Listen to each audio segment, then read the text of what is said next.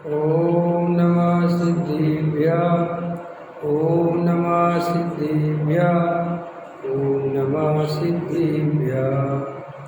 मंगल में मंगल करन वीतराग विज्ञान नमो तार जाते भई अरहंतादिमान करे मंगल करे ओमा ग्रंथ करने के काज जाते मिले पावे निज पद राज। इस भवतरु का मूल जानऊ मिथ्याभाव ताको कर निर्मूल करिए मोक्ष उपाय। संतप्त मानस शांत जिनके गुणों के गान वे वर्धमान मान जिन विचरे हमारे। मोक्ष मार्ग प्रकाशक सातवां अधिकार सम्यक सन्मुख मिथ्या दृष्टि की चर्चा चल रही है। पृष्ठ क्रमांक 258। देखो क्या कहते हैं, परीक्षा इसलिए करना, इसकी चर्चा चल रही थी। जिन देव ने जैसा वस्तु का स्वरूप बताया है और वीतरागी सर्वज्ञ देव ने बताया है, इसलिए वो अन्यथा तो हो नहीं सकता।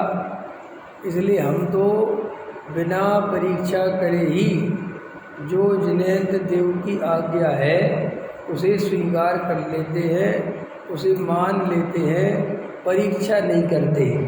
ख्याल में है ना? ऐसा शिष्य ने कहा तो फिर वहाँ समाधान दिया टोडामल जी साहब ने कि जो जिनेंद्र देव ने कहा है वो कहा तो परम सत्य है, जैसा वस्तु का स्वरूप है वैसा ही बताया है। लेकिन अगर तुम स्वयं परीक्षा करके नहीं मानोगे तो वो तुम्हारा श्रद्धान सच्चा नहीं होगा। क्यों? अनुभव के बिना का श्रद्धान कच्चा होता है, सच्चा और पक्का नहीं होता। अपन ने किसी की बात सुनी, अपन को समझ गए, अपन ने मान ली, लेकिन अनुभव नहीं किया तो क्या होगा? फिर कल कोई और कुछ बात कहेगा तो फिर ये छोड़ दोगे, वो मान लोगे। इसलिए अपनी परीक्षा स्वयं करनी चाहिए। और अपन लोग परीक्षा नहीं करते, इसलिए तो अपन को सम्यक दर्शन नहीं होता, अपन सच्चे मुमुक्षु नहीं बनते। अपन शास्त्रों में जो लिखा है बस शास्त्रों में लिखा है मान लिया। अब क्या लिखा, क्यों लिखा, इसका क्या अर्थ है, ये सही है कि नहीं है, ये कोई विचार नहीं करना, वह मान लिया, शास्त्रों में लिखा है मान लिया। ख्याल में है? ऐसे टोडामल जी साहब समझाते हैं कि परीक्षा तो बहुत ज़रूरी है। अब देखो आगे कहते हैं, यहाँ यदि कहोगे कि पुरुष की प्रमाणता से वचन की प्रमाणता की जाती है तो पुरुष की भी प्रमाणता स्वयं तो नहीं होती, उसके कुछ वचनों की परीक्षा पहले कर ली जाए तब पुरुष की प्रमाणता होती है। ऐसे लोग में भी है, साहब ये आदमी बहुत सज्जन है, बहुत ईमानदार है, बहुत बढ़िया है, लेन देन में साफ सुथरे है, लेकिन ऐसा बोलने पर भी पूरा बाजार उनके बारे में बोलता हो और हम मान भी लेते हैं। लेकिन असली तो तब मानते ना जब अपन लेन देन कर लें और साफ सुथरा हिसाब किताब हो जाए तो अपन भी कहते कि यार आदमी ठीक है। लेकिन चार आदमी कहते हैं इसीलिए तो करोड़ों का माल नहीं दिया जा सकता ना।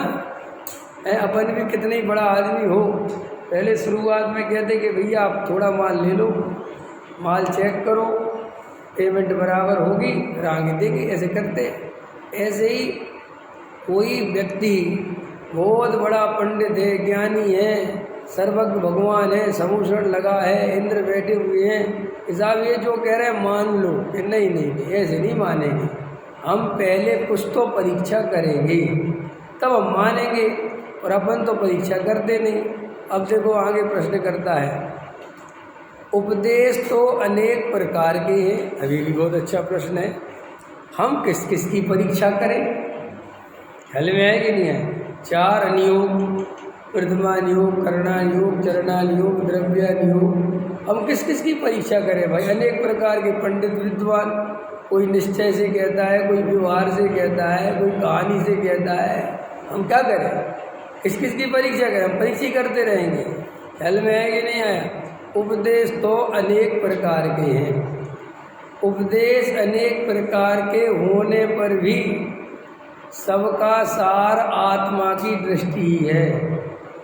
उपदेश अनेक प्रकार के हैं, लेकिन प्रयोजन क्या है? कि जीव सुखी हो जाए। और क्या प्रयोजन है?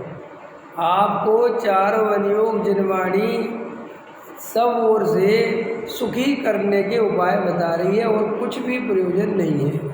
अब देखो क्या कहते हैं, उपदेश में कोई उपादेय, कोई हे तथा कोई गे का निरूपण किया है। वहाँ उपादेय हे तत्वों की परीक्षा कर लेना, क्योंकि इसमें अन्यथा बना होने से अपना बुरा होता है। उपादेय को हे मान ले तो बुरा होगा, हे को उपादेय मान ले तो बुरा होगा। कितना बढ़िया है। 3 तरह के कथन हैं, बीमारी भी बताना, बीमारी का इलाज भी बताना, हल में आए कि नहीं आया, और उसका इलाज का कैसे विधि है, कैसे उपयोग करना, वो भी बताना। अब अगर कोई इसका उल्टा समझ ले, बीमारी बताना जरूरी है कि नहीं? कि बीमारी क्या है, क्यों हुई, किस लिए हुई, बताना जरूरी है ना। ऐसे श्री गुरु कहते मोक्ष मार्ग में भी संसारी में जो हम सबको मोह की बीमारी लगी हुई है, तो वो मोह का स्वरूप क्या है? तो हम तुम्हें मोह का स्वरूप समझा रहे हैं। तो वो छोड़ने योग्य है, ग्रहण करने योग्य नहीं, आश्रय करने योग्य नहीं, उपादेय मानने योग्य नहीं, इसलिए समझा रहे। अब कोई कहे कि जब उपादेय करने योग्य नहीं है तो समझा क्यों रहे? अरे जिसको छोड़ना है उसको भी समझना जरूरी है। समझ में आया? तो ये भी मूल में तो मोक्ष मार्ग ही है। चाहे हम आश्रव की चर्चा करें, चाहे हम जीव की चर्चा करें, चाहे हम अजीब की चर्चा करें, चाहे हम क्रिया की चर्चा करें, चाहे पुण्य की चर्चा करें, हम तुमसे कह रहे हैं कि पुण्य आश्रव बंध है, तो ये मोक्ष मार्ग का कथन है कि नहीं? हम तुमसे कह रहे हैं कि दया दान पूजा भक्ति बंध के कारण है, ये मोक्ष मार्ग का कथन है कि नहीं? है ना। क्योंकि इसको भी नहीं समझेगा तो भी मोक्ष मार्ग नहीं होगा। अकेले भगवान आत्मा शुद्ध है, ज्ञायक भाव है, जानने देखने वाला है, अजर अमर तत्व है, तू स्वयं भगवान है। अरे हम ऐसे ही ऐसा बोलते भी रहेंगे तो ये सच्चा वस्तु का स्वरूप नहीं हुआ। ये तो वस्तु का उपादेय तत्व की चर्चा हुई, लेकिन जो हे तत्व है और जिसको ये उपादेय मान चुका है तो वो समझाना जरूरी है कि नहीं? ये देखो डोडामल जी साहब कहते हैं कि सब उपदेशों की तो परीक्षा नहीं हो सकती, लेकिन जो उपदेश, कोई उपदेश उपादेय, कोई हे, कोई गे तत्व का निरूपण करता है, तो वहाँ उपादेय क्या है, हे क्या है, इसकी परीक्षा करना तो जरूरी है। देखो पर्याय हे है, त्रिकाली ध्रुव भगवान आत्मा उपादेय है, ये बात कही। तो अब हमें ये प्रश्न करना चाहिए, सोचना चाहिए कि पर्याय को हे क्यों कहा? अशुद्ध पर्याय को हे कहा समझ में आता है, शुद्ध पर्याय को भी हे कहा। क्यों कहा शुद्ध पर्याय को हे? और त्रिकाली ध्रुव भगवान आत्मा को उपादेय कहा, तो क्यों कहा? अभी परीक्षा करनी पड़ेगी। पर्याय क्षणिक है, एक समय की है, आज है, अभी थोड़ी देर बाद नहीं रहेगी, अभी है, 1 मिनट बाद नहीं रहेगी। लेकिन मैं शाश्वत भगवान आत्मा त्रिकाली ध्रुव, मैं तो सदा रहूँगा। तो तुम्हें ऐसी वस्तु का आश्रय करना चाहिए जो सदा रहेगी, कि ऐसी वस्तु का आश्रय करना चाहिए जो क्षणभर बाद नष्ट हो जाएगी? बोलो, लोक में क्या करोगे तुम? एक स्त्री ने 100 साल के बूढ़े आदमी से शादी करी और वो अगले दिन मर गया, अब रोती है, तो उसके साथ कोई रोएगा बैठ के कि तेरे साथ बड़ा बुरा हुआ है, विधवा हो गई, तेरा पति मर गया, अरे रे? कोई रोएगा? कोई नहीं रोएगा। सब कहेंगे पागल है तू, अरे वो तो पहले ही 100 साल की उम्र हो रही, तुझसे कैसे मूर्ख ने कहा था इससे शादी करो? ऐसे ही श्री गुरु कहते हैं जो पर्याय नष्ट होने वाली है, तुझे किसने कहा था इस पर्याय को अपना मान? हिसाब किसी ने नहीं कहा था, तो अब रो बैठ के, पर्याय तो जाएगी। अपने को जवान माना है, जवान, और बढ़िया फोटो खिंचवा ली जवानी की और टांग ली घर में, है नहीं? टांग लेते ना अपन, और बढ़िया फ्रेमिंग करवा ली। अब फोटो किसकी थी? फोटो किसकी थी? पर्याय की कि त्रिकाली ध्रुव की? और पर्याय में भी किसकी? पुद्गल की कि जीव की? पुद्गल की। जीव की तो है नहीं वो पर्याय। अब उस पुद्गल की पर्याय में फोटो खींच ली और ये भूल गया कि ये पुद्गल परिणमनशील है। क्या है? ये तो आगे बढ़ेगी कहानी। अब वो फोटो टांग ली, अब बढ़िया जवान खूबसूरत एकदम है। अब धीरे धीरे बाल सफ़ेद हो रहे हैं, शरीर एकदम मुरझा रहा है। अब उस फोटो को देख के रोता है कि मैं पहले कैसा लगता था। तो कौन है मूर्ख? पागलपन की बात करता है। अरे पागल, संसार का स्वरूप तेरी आंखों के सामने है, यही संसार का स्वरूप है। बचपन आता है, जवानी आती है, बुढ़ापा आता है और मर जाता है, पर्याय छूट जाती है। इसमें क्या रोना कि नहीं साहब पहले तो देखो कितना बढ़िया लगता था। हेलो, ये समझ में है ना? ऐसे ही लोक में कोई ऐसी फोटो को देख के रोवे तो सब हंसते हैं, कह रहे ये तो भाई बदलता है, इसमें क्या रोना। ऐसे ही श्री गुरु कहते हैं ये पर्याय इसलिए है कि ये पर्याय एक समय बाद नष्ट हो जाती है। न ये मनुष्य भाव रहेगा, न स्त्री पर्याय, न देव पर्याय, न मनुष्य, न ऐसा कुछ भी नहीं रहेगा। ये सब परिणमनशील है। इसलिए इस जवानी में क्या इतराना, क्या अपनी खूबसूरती में मरना, क्या ये पागलपन करना। जितना ज़्यादा इस पर्यायों में एकत्व करोगे उतना ही आगे जाके रोगे, और जितना वेद ज्ञान करोगे उतना आनंद में रहोगे। तो एक बात अपन ने परीक्षा होगी, परीक्षा हुई कि नहीं हुई? पर्याय नष्ट होने वाली है, द्रव्य शाश्वत रहने वाला है, इसीलिए पर्याय है। और मेरा त्रिकाली ध्रुव भगवान आत्मा उपाधि हो गई परीक्षा। है समझो परीक्षा कैसे करना। अब ये तो परीक्षा अपन ने तर्क से युक्ति से कर ली। अब श्री गुरु कहते हैं ऐसा ही बैठ के एकांत में अनुभव करो, इसका नाम धर्म है। इससे आत्मानुभव होता है, इससे सम्यक दर्शन की प्राप्ति होती है, इससे ही पंचमूढ़ स्थान होता है, इससे ही मुनि अवस्था आती है, इससे ही श्रेणी चढ़ते हैं और इससे ही परम पद को प्राप्त हो जाते हैं। भाई यही मार्ग है और कोई मार्ग नहीं है, कुछ करना ही नहीं है, बस इतना करना है। अब ये करना नहीं आता, बाकी सब कुछ करते रहते धर्म के नाम पर। अब ये बैठ के करो तो देखो उपादेय समझ गए, हे समझ गए। अब गे भी होता है, एक गे माने होता है कि ना जो उपादेय है ना हे है, मात्र जानने योग्य जे सभी पुद्गल के प्रडमन, जे पर पदार्थ, ना जे हे है ना उपादेय है, ये सिर्फ गे है, माने हमारे ज्ञान में झलकते हैं, इनसे हमारा कोई संबंध नहीं है। तो गे को गे जान लिया, ठीक है कि नहीं? 3 प्रकार के तत्व हो गए।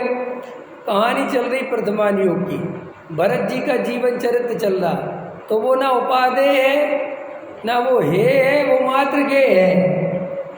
ख्याल में आया कि नहीं? ऐसे ऐसे भरत जी हुए थे, ऐसे ऐसे हुआ तो सब ठीक है।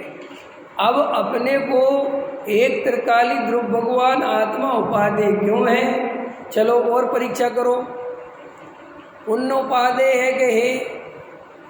नरेश जी पुण्य उपादेय है कि हे? हाँ, बहुत अच्छा। अपेक्षा है। अपेक्षा क्या है कि पाप की तरफ से उपादेय है और धर्म की तरफ से, आत्मा की तरफ से ये है। ठीक है कि नहीं? तो अपन को आत्मा की खबर नहीं, आत्मा का पता नहीं, तो पुण्य उपादेय। ख्याल में है कि नहीं आया? ऐसी मान्यता रखोगे तो कभी आत्मा तक नहीं पहुंचोगे। पुण्य और पाप एक समान है, सबके लिए एक समान है। जिन्हें मोक्ष मार्ग में जाना हो उनके लिए भी, साहब जिनको नहीं जाना हो, नहीं जाना है मोक्ष मार्ग में, तो वे चाहे जितना पुण्य करते रहें, पुण्य उन्हें 1 मिनट के लिए भी सुखी नहीं कर सकता। लोगों की जो ये मान्यता है कि पाप से अच्छा पुण्य है, ऐसा बिल्कुल नहीं है। पाप से अच्छा पुण्य है ही नहीं, क्योंकि पुण्य से कभी जीव रंच मात्र भी सुखी नहीं होता। अच्छा एक बात आओ, पुण्य के उदय से कोई जीव सुखी होता है? होता हो तो बताओ। अब जब होता ही नहीं है तो पुण्य अच्छा क्यों है?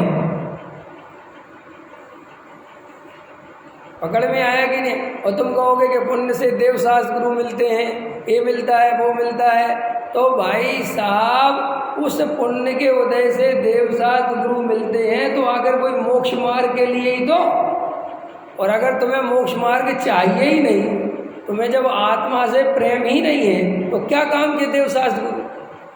अच्छा बता, सच्चे देव शास्त्र गुरु किस जीव के काम के हैं? जिसे अपना सच्चा मोक्ष मार्ग प्रकट करना हो उसके लिए काम के। और जो अब देख ना, एक अज्ञानी जीव मंदिर आता है और उसे मोक्ष मार्ग नहीं चाहिए और उसे आत्मा नहीं चाहिए। सुनना ध्यान से मेरी बात, उसे चाहिए ही नहीं है, मन थोड़ी बात। अब वो मंदिर आता है, खूब पूजा पाठ करता है, खूब गंधोदक लगाता है, खूब विधान रचाता है, क्या काम का है वो सब? है नहीं साहब, उसे पुण्य तो बन रहा होगा। आपकी क्या मान्यता है कि पुण्य तो भैया पुण्य मान के करेगा क्या? इस पुण्य के बदले में देवगति में देव हो जाएगा।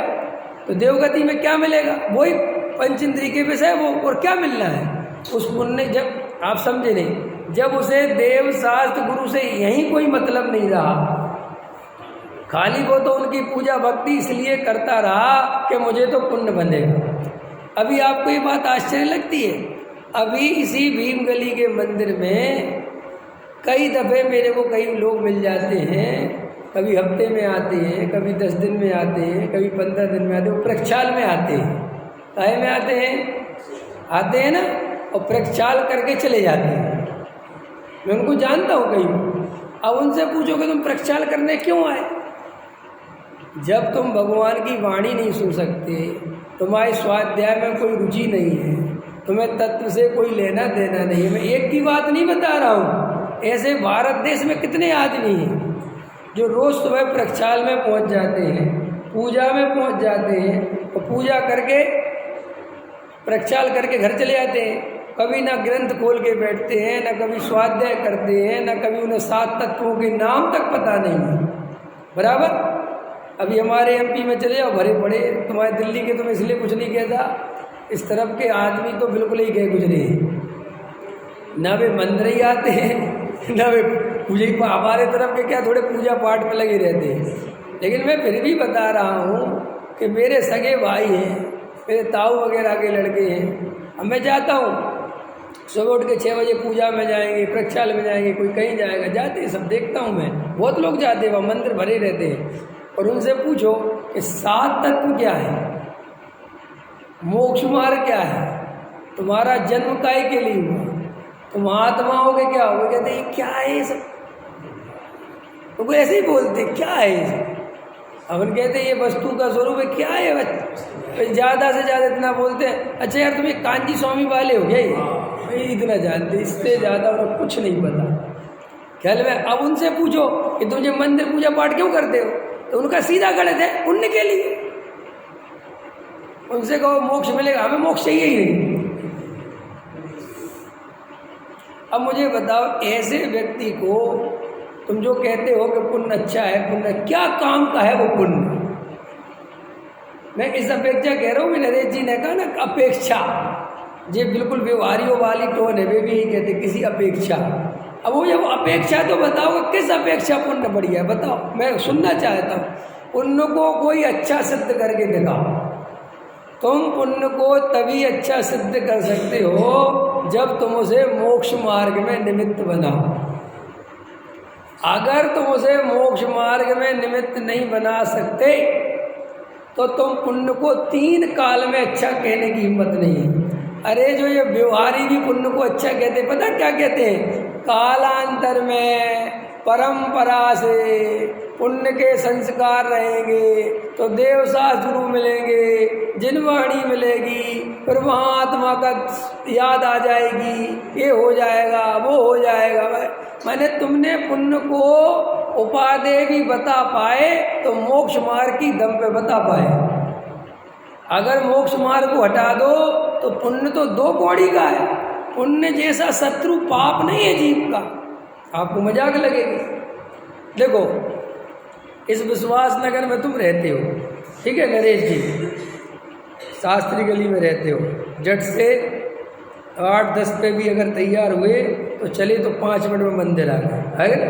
ये अरविंद जी रहते हैं पास में, अपन सब पास में रहते तो आ गए। अभी मान के चलो तुम्हारा पुण्य का उदय आ जाए नरेश जी, रमेश जी, अरविंद जी हैं, देवेंद्र जी, तुम्हारा पुण्य का उदय आ जाए और तुम्हारी वे सब बिहार में कोठी चल जाए,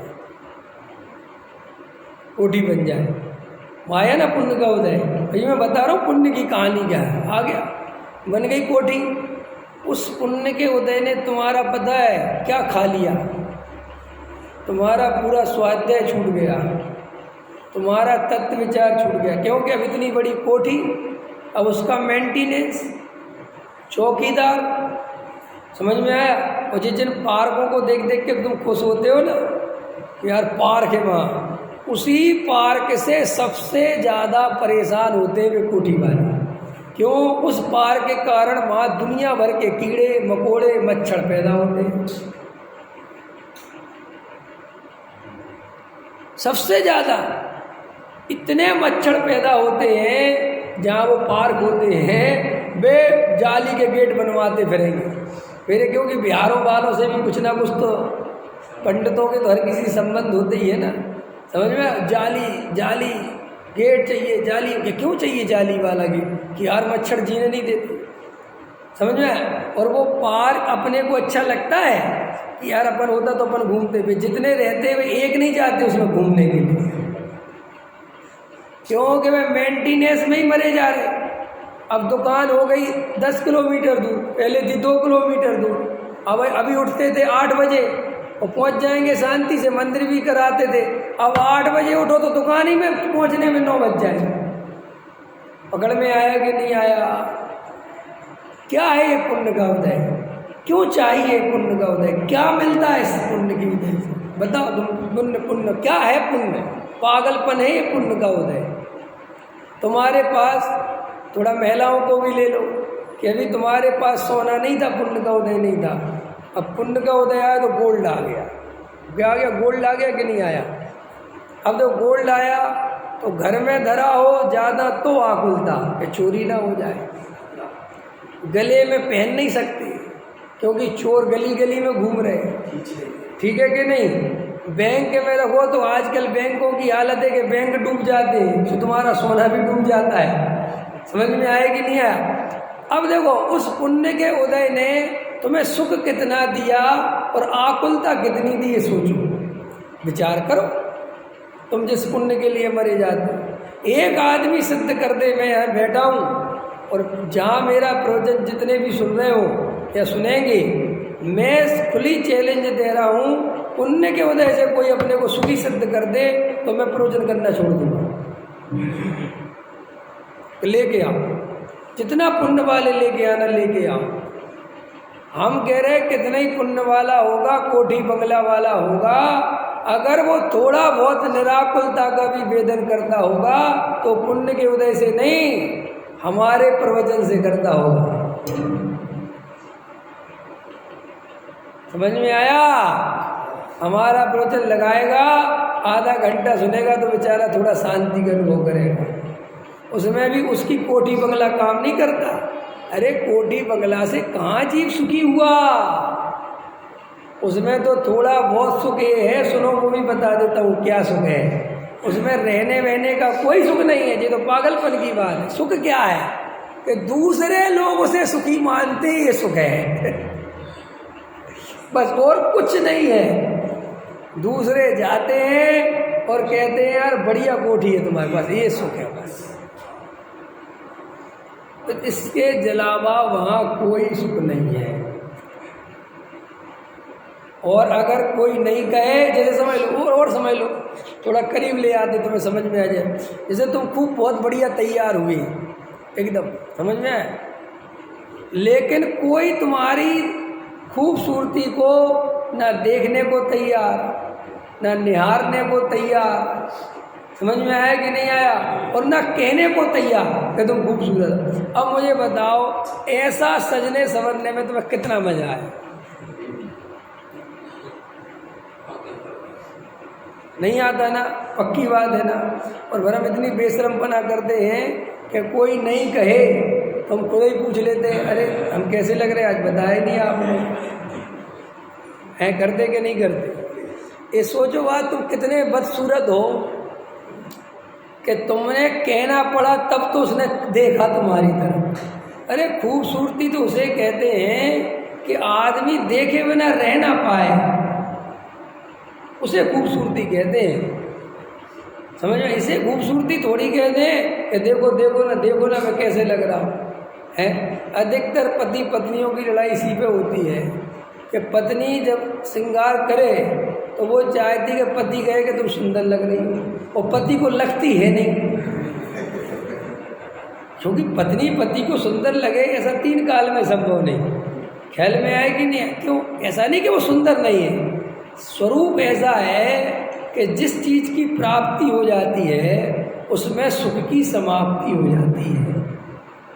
ये मैंने कई दफ़े बोला। कैसा है पंचेंद्रिय के विषय भोगों का स्वरूप? जैसे ही प्राप्ति वैसे ही समाप्ति। तुम्हारी दूसरे की कार निकली, सुख दिख रहा है, और जिस दिन वो तुम्हारे घर पे आके खड़ी हो गई, बात खत्म हो गई, खत्म ही हो गई बात। कल मैं किसी के यहाँ गया तो वहाँ पे नया नया घर लिया, तो वहाँ पे वो जो बनाने वाले होते जो उसका डेकोरेट किया होगा, आर्किटेक्ट बोलते क्या बोलते हैं, ख्याल में है ना। हाँ, तो बैठा था तो बोले ये यहाँ पे ना ये करवाना है। उसने कहा कि अभी तो लिया है और अभी जो है इसका तो मज़ा लो, अभी तो आए भी नहीं तुम। तो उसने कहा अभी इसका मज़ा ख़त्म हो गया मेरे सामने की बात। बोले अभी ठीक हो गया, अभी अब इसका आगे का दिमाग चल रहा है। ऐसे है पंचेंद्रिय के विषय में, ऐसा है संसार का स्वरूप। ख्याल में आया कि नहीं आया? एक आदमी 100 शादी कर चुका था। कितनी शादी? 100। और वो बहुत सुंदर था, बहुत पैसे वाला था, और उससे लड़कियां शादी करने के लिए समझ लो रात और दिन मन्नतें करती थी, काश इससे मेरी शादी हो जाए, ऐसा। समझ में आया? तो वो किसी लड़की से कहे कि मुझे शादी करनी, लड़की तो और ये भी कह देता था कि मैं 2 दिन बाद छोड़ दूंगा, तो भी कहती थी 2 ही दिन सही। समझ में आया कि नहीं? इतना मतलब उसकी समझ लो दीवानगी थी। हाँ, तो वो थोड़ा अपने आप को बहुत बड़ा समझता था कि मैं किसी भी लड़की। तो एक ऐसी कई शादियाँ हुई, लेकिन एक लड़की को उसकी नज़र पड़ी और वो लड़की उसको पसंद ना आई, तो उसको वही आदत थी कि मैं बोलूँगा और ये शादी कर लेगी। ख्याल में आया कि नहीं आया? वो उसके पास गया और उससे कहा कि मैं तुमसे शादी करना चाहती हूँ। उसने कहा मैं तुमसे नहीं करना चाहती। उसको बड़ा धक्का लगा। अब उसने मना किया तो उसको इतना धक्का लगा कि और ज़्यादा अट्रैक्शन ये होगा कि इसी से करनी है, और वो उसके पीछे, और वो मना, वो उसके पीछे, वो मना। अब वो रोज़ एक शर्त रखे कि करनी है, ये शर्त लिखो, इतनी संपत्ति, ओके, इतनी ओके ओके। वो फिर भी मना करती जाए, और पीछे पीछे पीछे पीछे सालों पीछे पड़ा रहा। कहानी कहती है और साल भर बाद वो तैयार हुई, ठीक है, चलो, और तैयार हुई इतनी मेहनत करने के बाद, और चर्च में शादी करने गया और शादी करके लौट रहा था, और कहानी कहती उसका हाथ पकड़े था और गाड़ी में बैठने वाला था, इतने में दूसरी लड़की पर नजर पड़ी, उसका हाथ छोड़ दिया और कह रहा अब तेरे से कोई मतलब नहीं, उससे शादी करनी है। कि क्यों, अभी तो तुम मेरे से एक साल तक परेशान होते रहे कि जब तक तू मेरी नहीं थी तब तक परेशान था, अब हुई तो बात खत्म हुई। यही संसार का स्वरूप है। तुम जिन पंचेंद्रिय विषय, मकान, दुकान, कोठी, बंगला, गाड़ी के लिए पागल भय जा रहे हो, वे जिस दिन तुम्हें मिल जाएंगे समझ में, उस दिन पता चलेगा कि इनमें कुछ नहीं है। अमेरिका में आपको पता है, अभी सर्वे आया है, अमेरिका में एक दिन की इतनी करोड़, मैंने भी उसको पढ़ा था अखबार में, कितने करोड़ लिखा था, भी भूल गया आंकड़ा, इतने करोड़ नींद की गोलियां रोज खर्च होती हैं, और हर तीसरा आदमी अमेरिका में पागल होने की कगार पे है। अमेरिका जैसे विकसित देश में क्यों है, क्या कारण है? क्योंकि वहाँ आशा के लिए जगह नहीं बची। काहे के लिए जगह नहीं बची? आशा समझते हो ना, आशा से आकाश टिका है, सुना है अमित? आशा है तुम्हें शादी हो जाएगी, है शादी होगी कि नहीं हुई? नहीं हुई ना, अभी इसके सपने चलते होंगे। अमेरिका में सपने देखने की फुर्सत नहीं, यहाँ सोची और वहाँ शादी। अमेरिका में ये प्रॉब्लम है, वहाँ रंगीन सपने देख ही नहीं सकता इंसान, क्योंकि सपनों का सुख हकीकत से ज़्यादा है। और क्या, आपने कभी सोचा आप पंचेंद्रिय विषय भोगों में जितने, जैसे आपको एक पार्टी में जाना है 10 दिन बाद, एक दावत में बुलाया, तो बच्चे होते ना, ये बनेगा मम्मी, वहाँ ये मिलेगा मम्मी, मज़ा आएगा। देखो उसके सपने चल रहे कि नहीं चल रहे। अब वहाँ जाता है तो ऐसा कुछ उतना मज़ा नहीं आता जितना वो 10 दिन तक सोचता रहा, लेकिन वो 10 दिन तो सोचने के लिए मिले ना। अब अमेरिका जैसा देश, विकसित देश, वहाँ बोला नहीं कि वस्तु शामिल है, वहाँ ऐसी हालत है, आदमी एक तलाक लेता है, एक कदम चलता है, दूसरी लड़की शादी करने को तैयार है, क्योंकि उस लड़की के भी 2 तलाक हो चुके। वहाँ आदमी इतना पजल हो चुका है, इतना पजल हो चुका है कि कुत्ता बिल्ली सुअरों से शादी कर रहा, आदमी से शादी करके थक गया। सच बता रहा हूँ मैं, कुत्ते से शादी करी अभी एक अमेरिका की लड़की। कि क्यों? कि अब आदमी पे भरोसा नहीं रहा। आपको मजाक लग रही, आपको चुटकुले लगती है बात। अभी एक लेडी वहाँ बंदर को अपनी बस 15 करोड़ की संपत्ति लिख के गई है बंदर के नाम पर। इंडिया वालों को हंसी लगती है, ये हंसी नहीं है, मरे जा रहे हैं बेचारे सुख के लिए, क्योंकि आशा टूट गई। आशा कुछ सोचने के लिए, कल्पना में, गाड़ी थी, गाड़ी खरीद ली, 10 बार बदल के देख ली, मकान थे बड़े से बड़े ले लिए, सब कुछ ले लिया, शादी 10-15 कर ली। अब सुख में काहे में, कौन से सुख में कल्पना करें बताओ? अभी जैसे तुम्हें यहाँ मैं कहूँ कि 2 लाख रुपए में मंगल ग्रह की टिकट बुक करो, करोगे? 2 लाख रुपए दो, मंगल ग्रह की टिकट बुक करो, करोगे? मंगल ग्रह की 2 लाख रुपए टिकट तुम नहीं दोगे, तुम 2 रुपये भी नहीं दोगे, क्योंकि अभी तुम्हारे पास मंगल ग्रह के पहले बहुत सारे सपने हैं देखने के लिए। आपको पता है अमेरिका में एक आदमी ने मंगल ग्रह पे प्लॉट काट दिए, अभी आया था, और कितने डॉलरों में, मतलब भूल गया, बुक भी कर दिए, और लोगों ने बुक भी करवा ली। कमाल के लोग हैं भैया,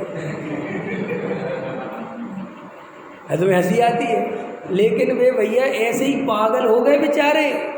तुम ये मत सोचना कभी भी भूल के कि हमारी सारी इच्छाएं पूरी हो जाएंगी, तुम्हें बहुत मजा आएगा। भूल के भी वो दिन कभी ना आए जिस दिन गलती से तुम्हारी सारी इच्छाएं पूरी हो गई, उस दिन तुम्हें मरने के अलावा कुछ समझ में नहीं आएगा। नहीं समझ में आया? अरे ये तो बहुत बढ़िया है कि तुम्हें इच्छा आज पैदा होती है, संसारी की अपेक्षा बता रहा हूँ, और उसकी पूरी होने का कुछ पता नहीं कब होगी। तो सासा में बैठे रहते हो, बैठे रहते हो, बैठे रहते हो। ख्याल में है कि नहीं आया?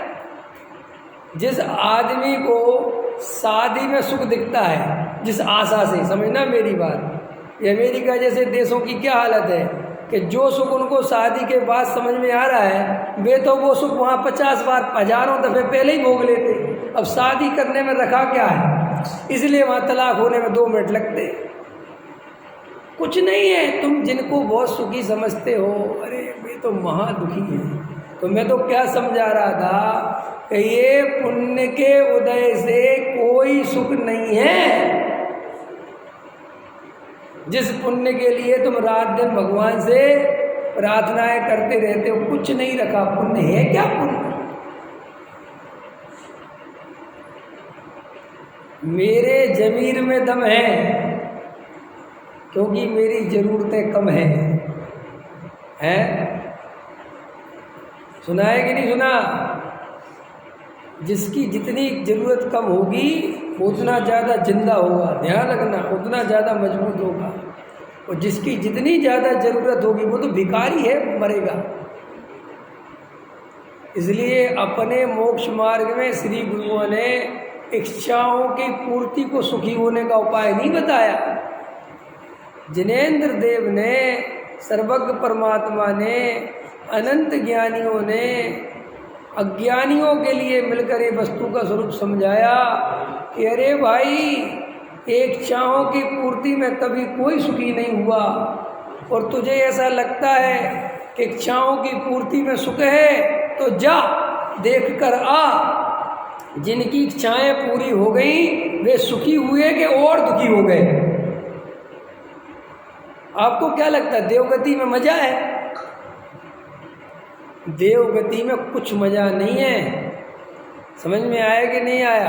क्यों कि भोगों के सोचने के पहले इतने भोग भोग भोग भोग भोग, सो वहाँ पर भी खुद के भोगों से तो ऊब जाते हैं। जैसे अपन के पास जो भोग है ना, उसमें तो अपन को मजा नहीं आता, तो वहाँ बड़े देव के देखते हैं, बड़ा देव के मजे देखते। जैसे अपन यहाँ देखते ना कि कोठी वालों के मजे होंगे, जबकि मजे उनके भी नहीं, कल्पना है। तो ऐसे ही वहाँ पर बड़े देव को छोटा देव देखता है और मन ही मन सोचता है, यार मैं ऐसा बड़ा देव होता। ऐसी दशा है जीव की।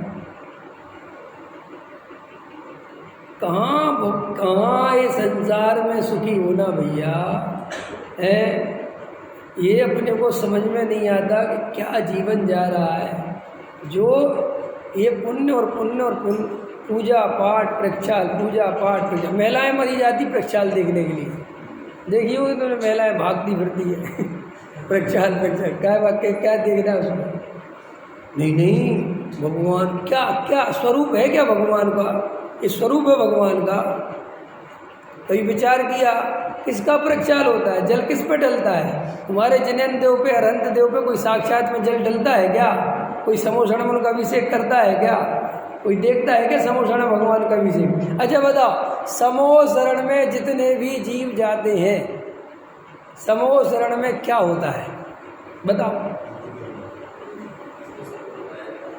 काय के लिए जाते हैं?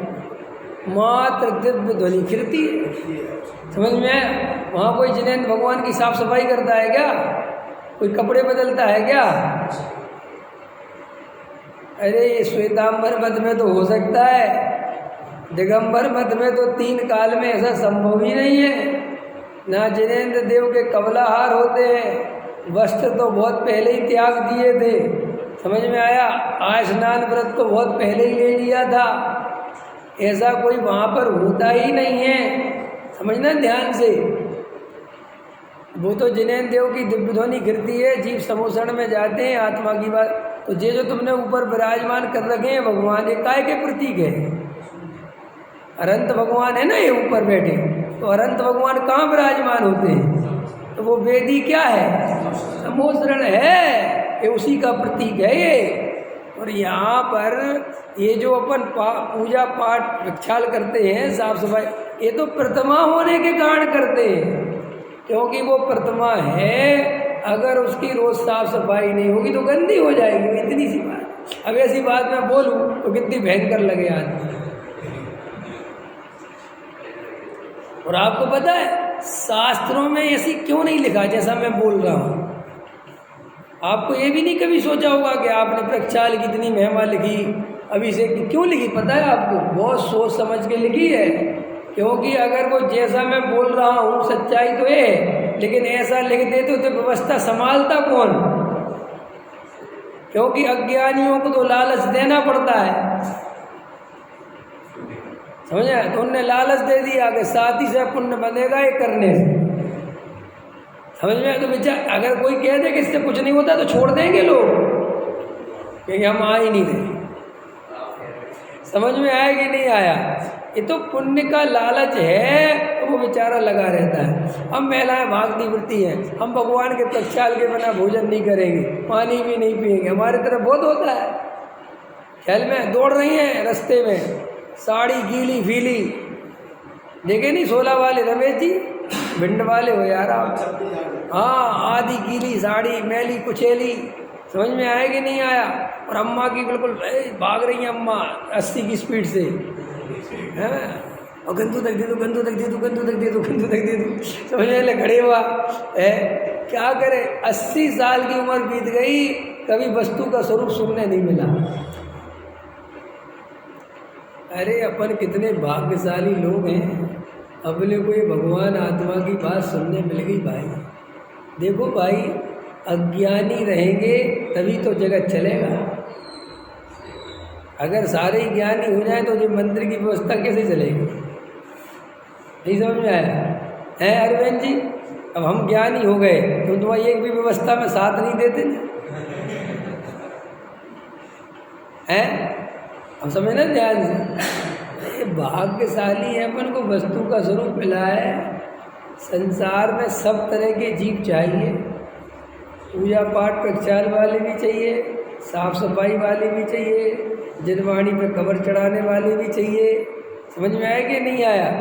वृत्ति संयम वाले भी चाहिए, दान देने वाले भी चाहिए, दान लेने वाले भी चाहिए, मंदिर बनाने वाले भी चाहिए, मंदिर में बैठने वाले भी चाहिए। बनाने वाले अलग होते हैं, बैठने वाले अलग होते हैं, समझ में आया? सुनने वाले अलग होते हैं, पढ़ाने वाले अलग होते हैं, समझ नहीं? संसार का स्वरूप है।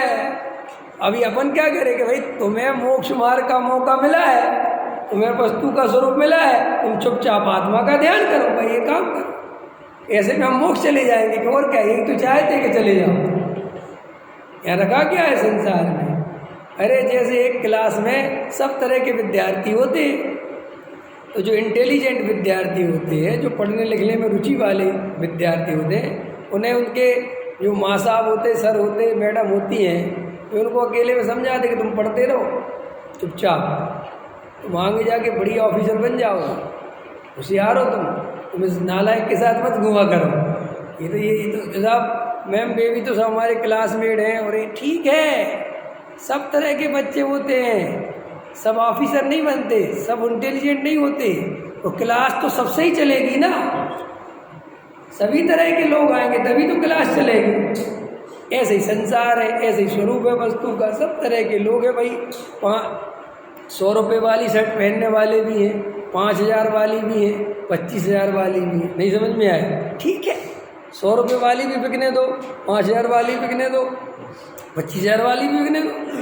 ऐसे ही भैया स्वाध्याय में जिसको जो समझ में आ रहा है, जैसा समझ में आ रहा है, लगे सब तरह के जीव, ना तो कोई द्वेष करने लायक, ना कोई राग करने लायक।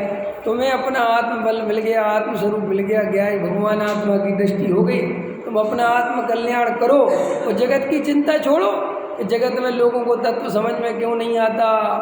अरे नहीं आता तो नहीं आता, ऐसा ही स्वरूप है वस्तु का। ये तो भैया लाखों आदमी सुनेंगे तब जाके 2-4 उसमें निकल पाएंगे, ये ऐसा ही स्वरूप है वस्तु का। हम क्या करें? कोई क्या करे? नहीं समझ में आया? इसलिए अपन को अपना आत्म कल्याण पे ध्यान देना। तो आज का टॉपिक क्या है? पुण्य के उदय से जीव कभी सुखी नहीं होता, इसलिए हमें पुण्य के पीछे बिल्कुल नहीं पड़ना। नरेश जी, कोई अपेक्षा से पुण्य बढ़िया नहीं, और जिस अपेक्षा से पुण्य बढ़िया है जब वो साक्षात भगवान आत्मा ही हमें पता चल गया तो पुण्य की बैसाखी लेना क्या। ये तो पुण्य बैसाखी के समान है। जिसके हाथ पैर टूटे हो वो बैसाखी से चलता है। जब तुम्हारे हाथ पैर सलामत हैं कि बैसाखी का सहारा क्या लेना।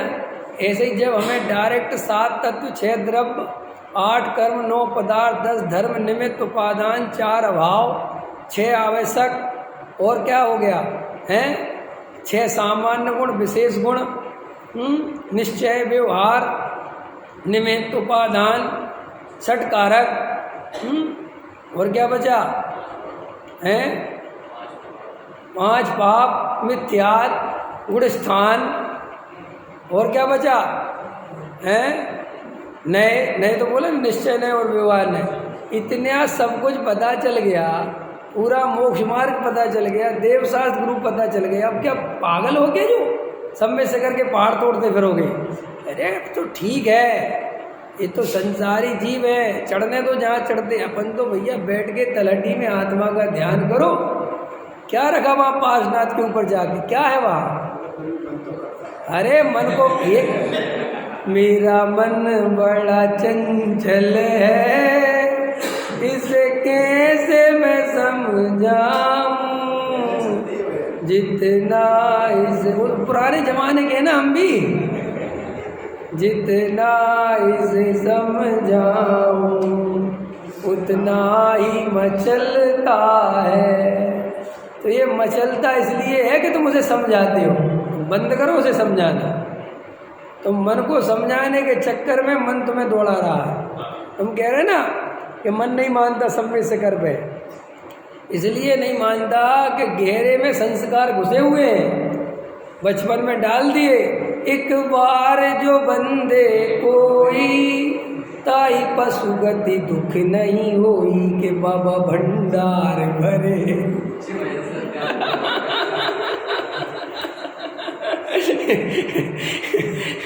कहाँ की बातें याद करा दे तो यार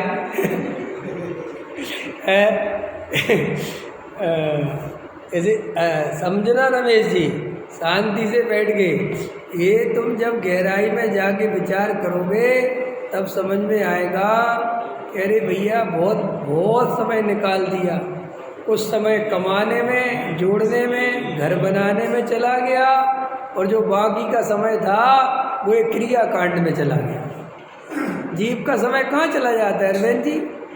कुछ तो समय बाल बच्चों को पालने में मकान दुकान बनाने में घर गृहस्थी संभालने में और जो बचा खुचा था वो व्रत उपवास क्रिया कांड में चला जाता है। ये छोड़ दो वो कर दो समय सकर चलो मुक्तागिरी चलो चंदागिरी चलो फलानी गिरी चलो भाई इसमें चला जाता है। बेचारा भव चला जाता है भव हार जाता है। भैया ये भव नहीं हारना। सम्यक दर्शन प्राप्त करे बिना मरना नहीं है चाहे कुछ हो जाए। निर्णय करो पुण्य पुण्य तो बकवास है। पुण्य के पीछे क्या दौड़ना। तुम आत्मा के पीछे दौड़ो पुण्य तुम्हारे पीछे दौड़ेगा। हाँ पुण्य की तो यही शर्त है कि मैं उसके पीछे दौड़ूंगा जो आत्मा के पीछे दौड़ेगा। इसके लिए तो मैं तर्क दे सकता हूँ आगम का प्रमाण दे सकता हूँ। 63 सलाका के पुरुष जो सारे के सारे सम्राट महाराज चक्रवर्ती अर्ध चक्रवर्ती कामदेव तीर्थंकर ये सब के सब सम्यक दृष्टि होते हैं। एक भी मिथ्या दृष्टि कभी कामदेव नहीं बन सकता तीर्थंकर नहीं बन सकता चक्रवर्ती नहीं बन सकता अर्ध चक्रवर्ती नहीं बन सकता बलदेव नहीं बन सकता नारायण नहीं बन सकता पृथ्वी नारायण नहीं बन सकता। इस सब के सब सम्यक दृष्टि होते हैं। तो सम्यक दृष्टि का समझ लो पुण्य तो गुलाम है और मिथ्या दृष्टि पुण्य का गुलाम है। पकड़ में आया विचार सहजानंद।